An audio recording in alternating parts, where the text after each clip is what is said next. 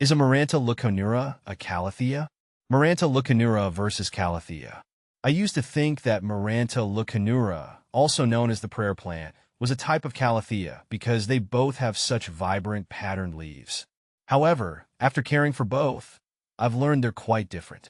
The Maranta's leaves move up and down in a daily rhythm, which is fascinating to watch, especially in the evening when they fold up as if in prayer. Calatheas, on the other hand, have been a bit more finicky for me, needing just the right humidity and light to thrive. While both are stunning, I've found the Maranta to be more forgiving and rewarding with its dynamic movements and resilience. How to care for Maranta leuconeura. Here's how to care for your Maranta leuconeura, also known as a prayer plant. Light. Prayer plants prefer medium to bright indirect light. Avoid strong direct sun, which can scorch the leaves. Watering. Keep the soil evenly moist but not soggy. Water when the top inch of soil dries out. During spring and summer, you might water once or twice a week. Reduce watering to once a week in fall and winter. Use filtered or distilled water whenever possible, since prayer plants are sensitive to minerals in tap water. Humidity. Ideally, aim for high humidity around 60% for your Maranta leuconeura. Here are some ways to increase humidity. Place the plant on a pebble tray filled with water. Group plants together to create a humid microclimate. Use a humidifier. Temperature.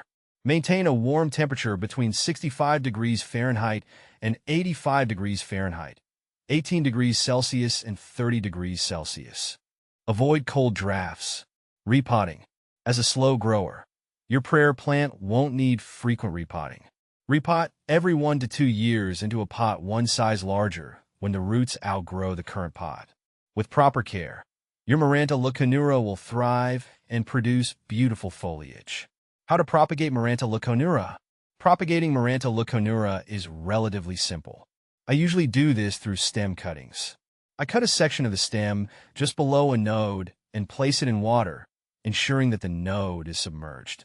After a few weeks, roots start to develop, and once they're a couple of inches long, I plant the cutting in a pot with well-draining soil.